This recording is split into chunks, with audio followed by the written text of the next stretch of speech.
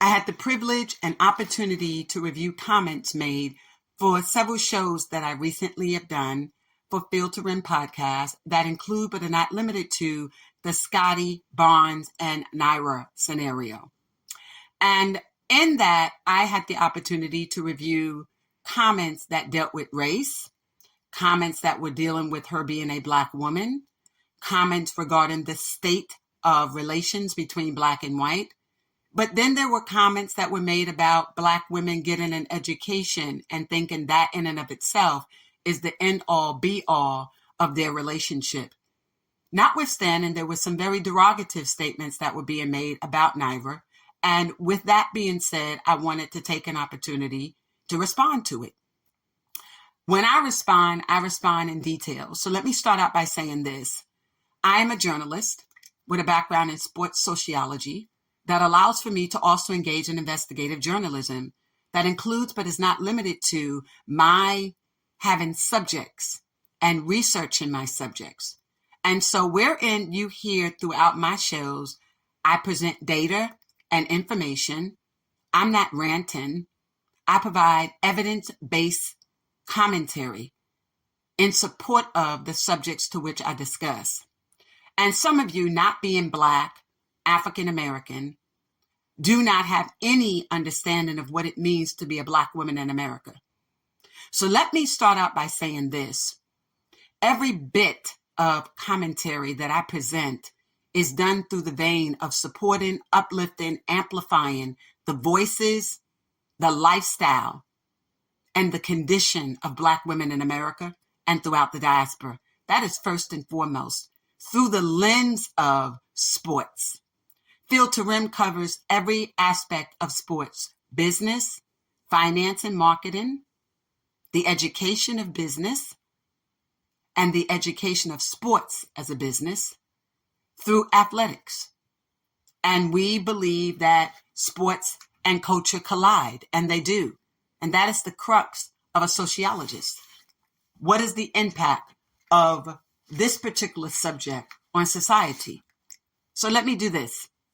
Let me first answer a question about, is this about race and why is this about race? In order for anyone to ask that question, such as Mr. Brave 29, Rocco Fan, I love to sing, I'm going to get through as many of the comments and your handles as possible. Let me first start by stating that I know that those handles are the handles of white people.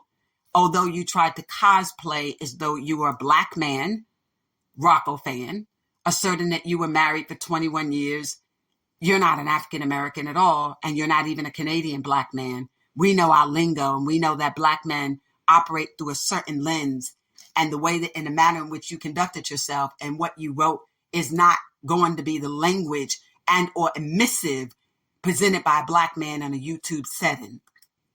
Mr. Brave 29 is a white female and or gay Indian or white gay male because they took 5 slangs that ideally would never be used in the context in which they are in an effort to present them to me in a question that asked as follows, quote, "This is a fake outrage sisterhood by a bunch of Karens." Those have 5 different meanings.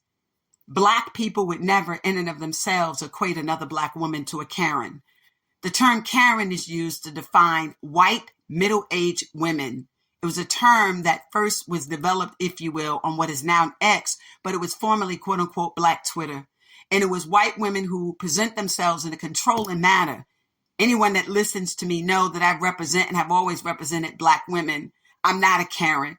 Karen are middle-aged women. I'm not middle-aged. Notwithstanding, Karens are individuals who speak in an authoritative manner on subject matter to which they're not privy to, and it relates to another race. I speak about what I know, when I know, how I know, and I apply what we do every day as being Black in America and throughout the diaspora. Then you use a term of fake sisterhood. That has 2 different lingos, 2 different terms. They have different representations. So you're trying to present yourself as one representing the Gen Z generation for which you are not. We'll talk later. And I know that you, Mr. Brave 29, have a special personal connection to Naira.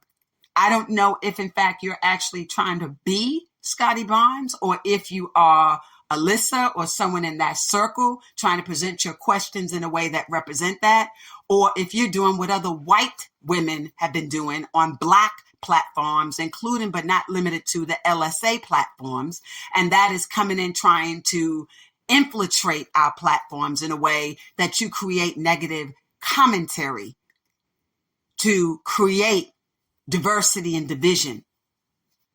And I'll get to I love to sing. That sounds like an Alyssa.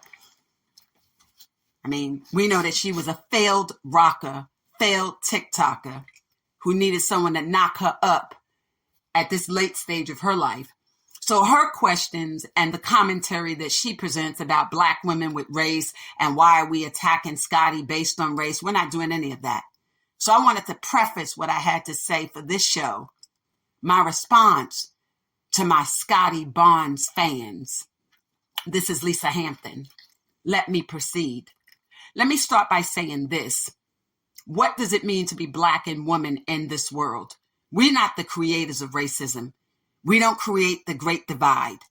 We don't create and or manifest inequities and inequalities in healthcare, housing, education, employment, military, maintenance, and or support services. Black people don't do that. We're not the creators of that. We don't create a functionality that denies people access based upon their race. We did not do that. Black people cannot be racist. We are the victims of racism, but we attempt to be victors despite that. So wherein one wants to question me and ask, why are you making this relationship with Scotty Barnes about race? It is because I look through it through a lens as a Black woman, and I provide commentary through the lens of what I would want if Naira was my sister, if she were my daughter, if she were my sorority sister and or friend. I provide the commentary through the lens of which I have a platform to do that, and I reach people like yourself, didn't I? We don't have to live in excuses, deny, and justification about our Blackness, and we will not do that. Nor will we allow our Black men to weaponize Blackness to their advantage, keeping Black women on standby, allowing us to provide them with programs, services, and defend their honor while they fail and neglect to defend ours. Malcolm X once said that Black women were the least protected women on the planet, and sometimes the most disrespected. We expect that from white men, but not from our own. So let me be clearer. Wherein a Scotty Barnes lived in the ghetto, the hood, and didn't have anyone but Black women in his corner. Those Black women from middle school to high school to college that perfected him, loved him, protected him. And then in the same year, 2024, that he is due an extension contract, he chooses to sign it and then sign off on the Black woman in his life. And you think we're supposed to be silent about that? That's not going to happen, and we should not be. So no, this is not whether he owes Naira anything. No, it's not through that lens. It's about him owing her respect. This is not about a monetary that does he have to pay her for the fact that she helped him through high school academically, that she graduated at the top of her class, an honor student, could have gone to any college in the United States, including Ivy League, but he wanted her to stay and go to Florida State University just like him, a school that is not considered one of the prominent schools in this country, but she did that for him with hopes and aspirations that he too one day might be able to live his dream. So she deferred her own, and he was one and done and entered the NBA. And then she went on to complete her studies to graduate from Florida State University with honors, and then tried to continue her own dream, which was to hold a master's degree in business administration. She would go on to attain that with honors and on scholarship. So for all these haters out here saying, oh, he paid for her to go to school, she had an academic scholarship, undergrad and postgrad. She's brilliant. graduated at the top of her class from Florida State University, still a predominantly white university, a PWI, will go on to LSU, another predominantly white institution, graduate with honors, top of her class, with an MBA, one of the better programs in the 7 southern states. Not the equivalent of a Wharton School of Business or Harvard, but on the par for the 7 southern states.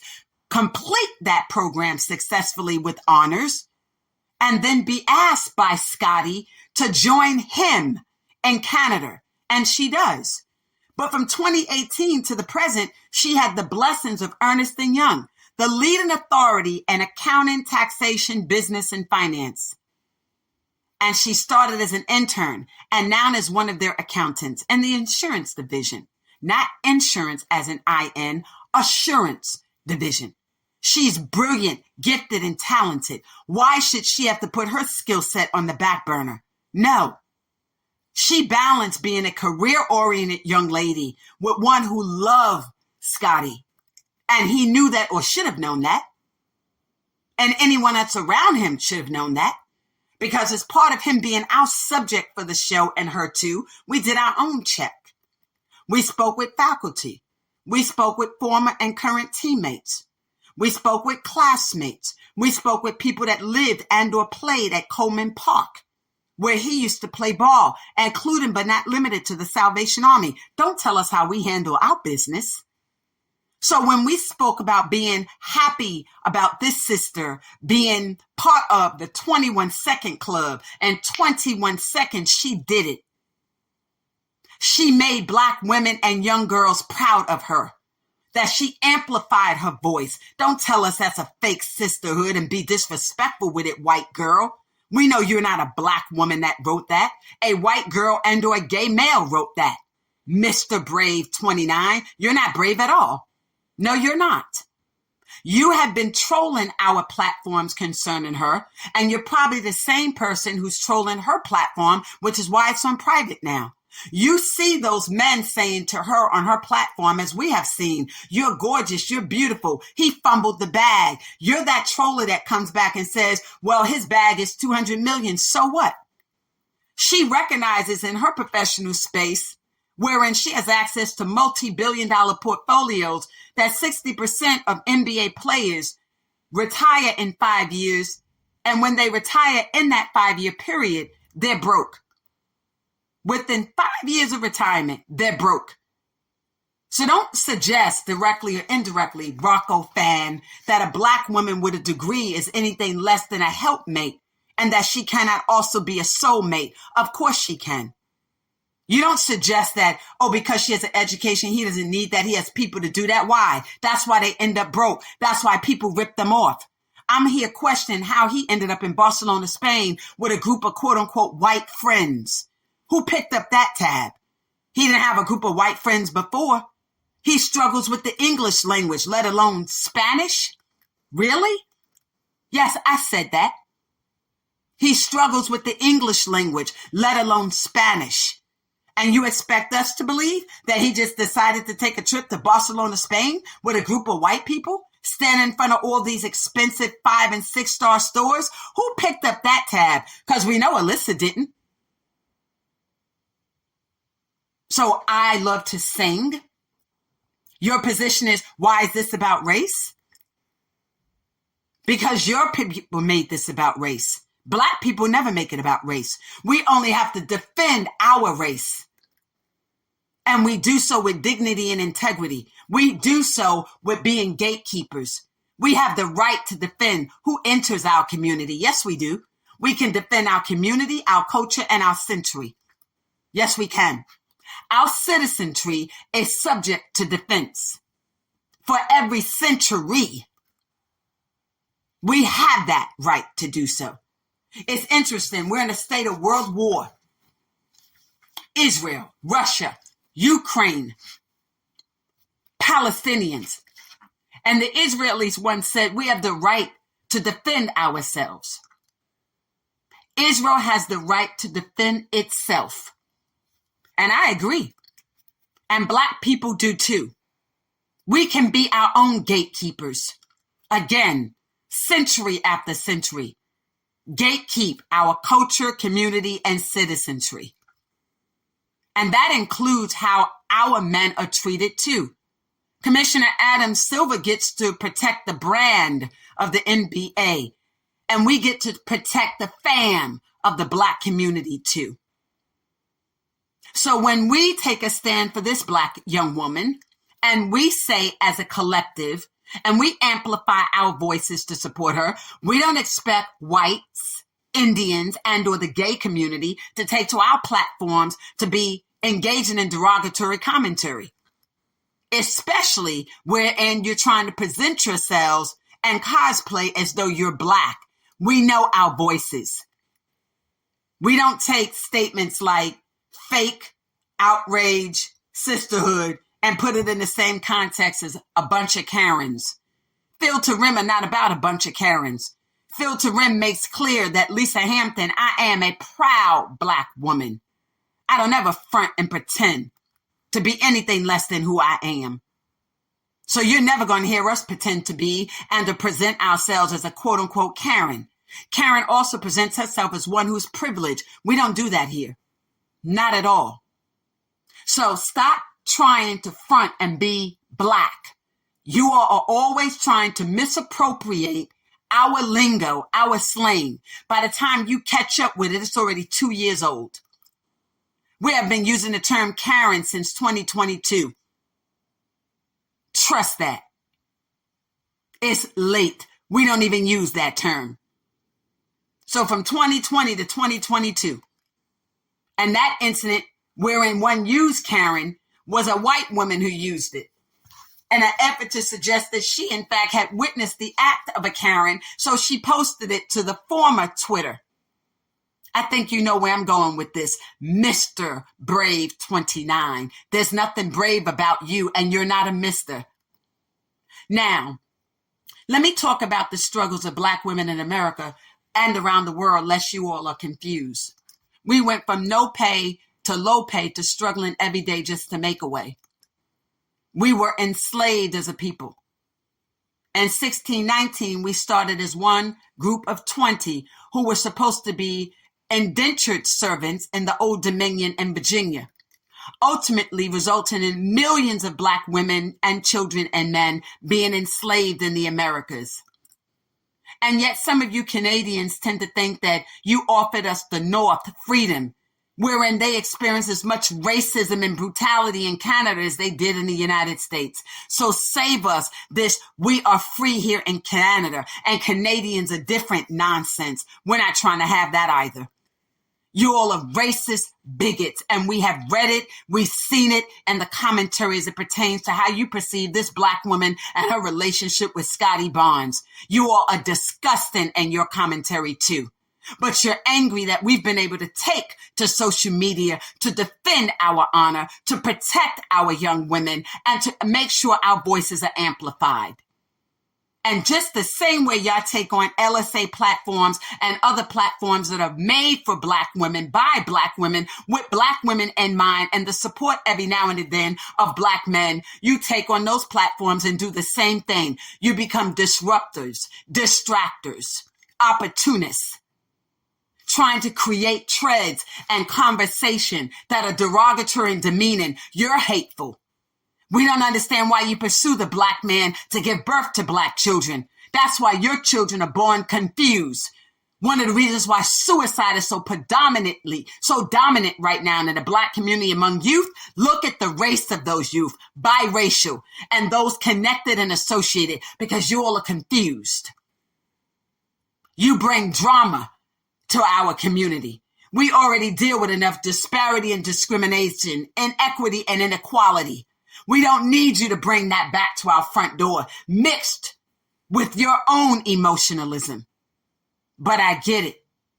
So as Black women that go from no pay to low pay to struggling every day just to make a way with the job and being just over broke, and in many instances having Black men act like a bum, Black uncaring male, and leave them to raise these children on their own. You have a lot of Black male children that grow up hating Black women because the first Black women they see whom they should love is their mother.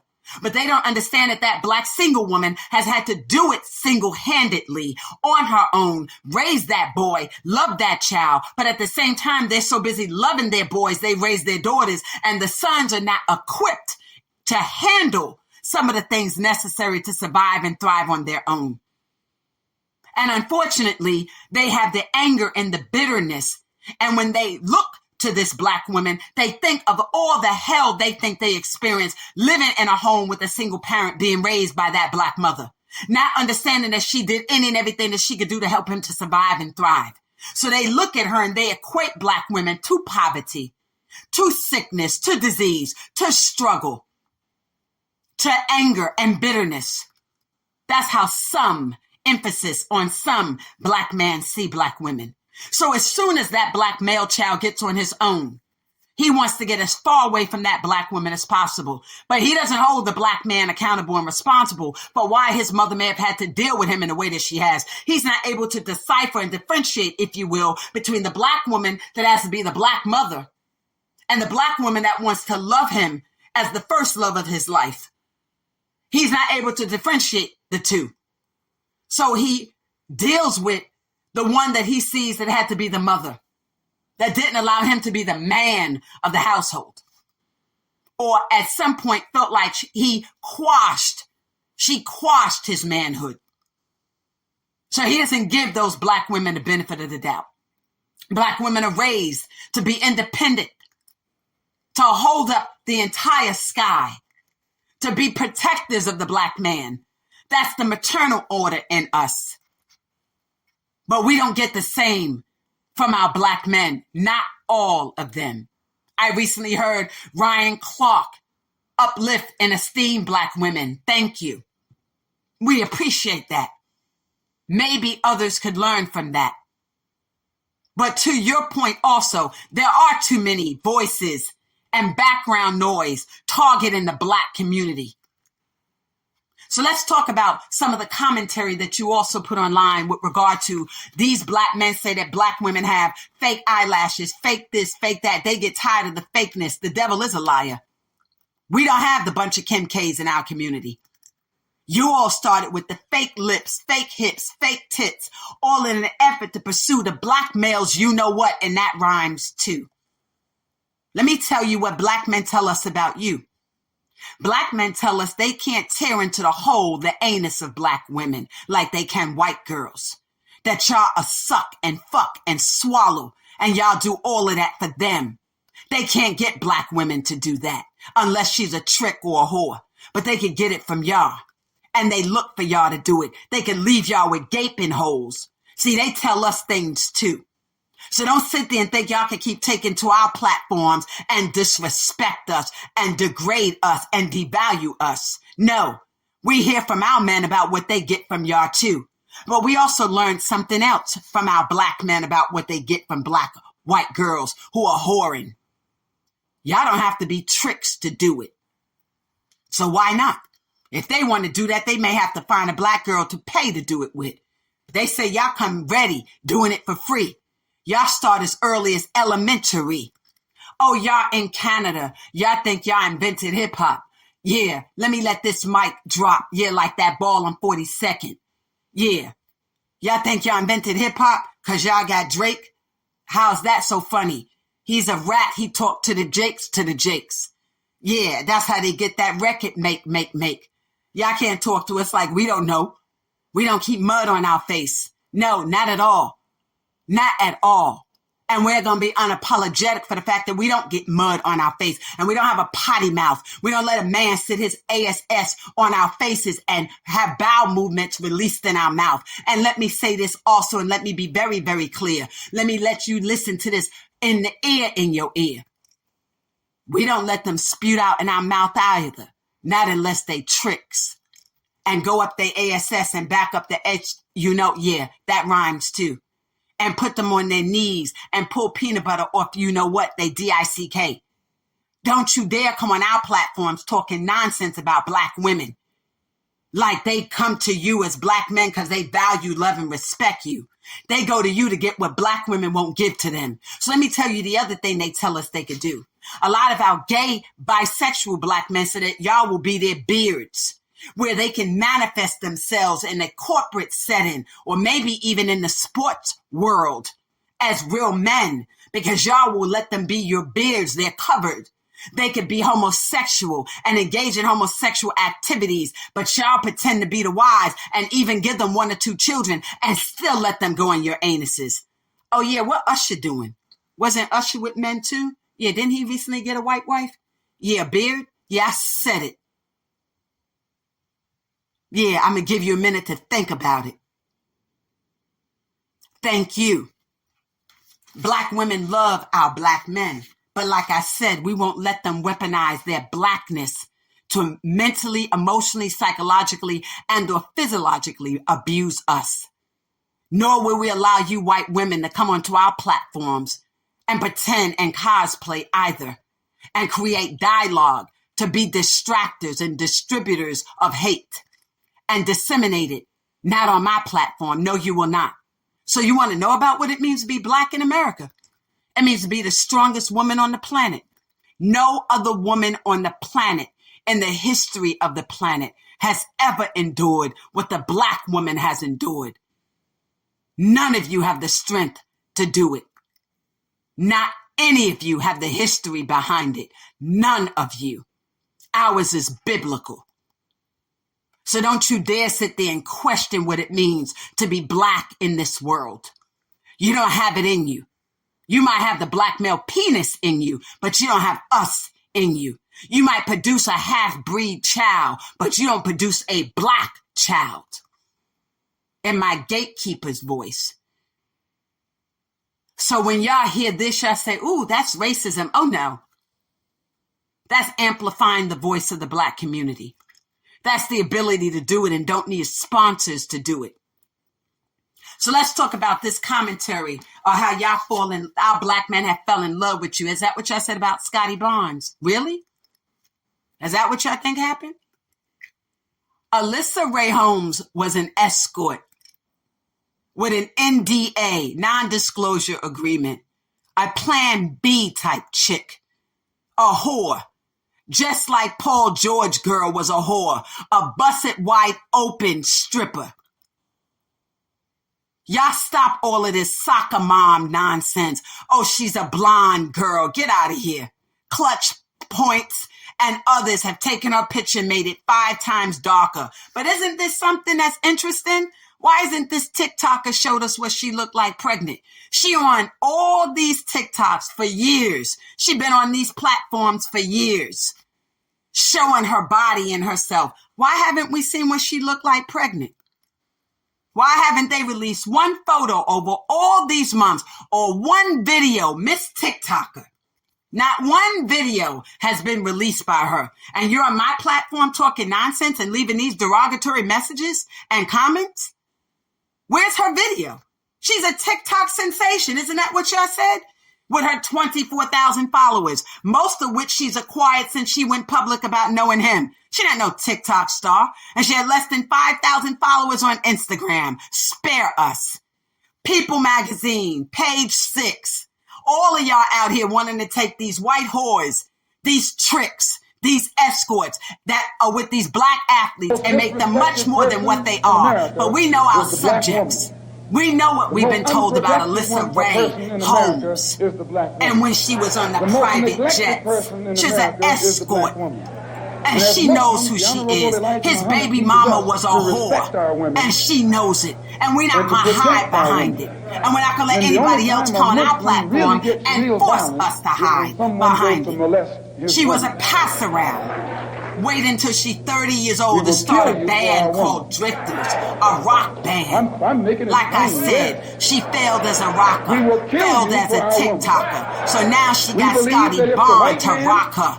Yeah, and got pregnant. But how does he even know that's his child? Where are his lawyers? Where's WME Sports and his agent Duffy? Who's trying to find out what the DNA test will reveal? Is that even his child? Is she even pregnant? Is that even his hands around her stomach? We don't know nothing because it's interesting. Two